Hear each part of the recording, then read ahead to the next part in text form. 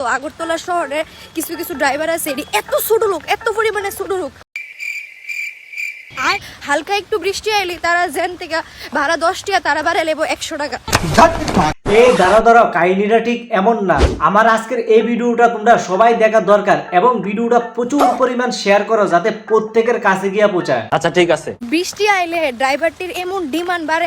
বৃষ্টি আইলে নাকি গাড়ির ড্রাইভারের ডিমান্ড বাইরা যা, একদম ঠিক। কিন্তু তুমি কি জানো গাড়ির ড্রাইভারের ডিমান্ড কি রে বারে? তোমরা হয়তো বা একটা জিনিস লক্ষ্য করে দেখছো, যে জায়গা 8-10টা গাড়ি থাকে বৃষ্টি আসার পর ওই জায়গা 2 থেকে 3টা গাড়ি থাকে।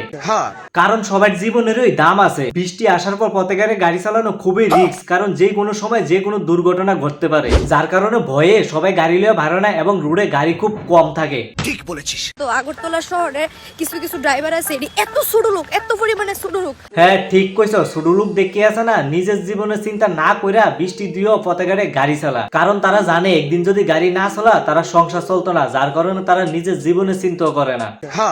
হালকা একটু বৃষ্টি আইলে তারা জেন থেকে ভাড়া 10 টাকা তারা ভাড়া নেবো 100 টাকা। তবে হ্যাঁ, তোমার এই কথাটা ঠিক, হঠাৎ করে কিন্তু গাড়ি ভাড়া বাড়ানো একদমই ঠিক না। কোনো প্যাসেঞ্জার যদি নিজের ইচ্ছায় টাকা ভাড়াইয়া দেয় তাহলে ঠিক আছে, বা ধরো না 20 টাকা ভাড়া যদি আরো 10-20 টাকা বাড়ায় নাও তাহলেও ঠিক আছে, কিন্তু 20 টাকার ভাড়া যদি 100 টাকা কও এটা কিন্তু ঠিক না। ঠিক বলেছিস। আর হ্যাঁ, সব ড্রাইভার কিন্তু এরকম করে না, কিছু কিছু ড্রাইভার আছে যারা এরকম করে।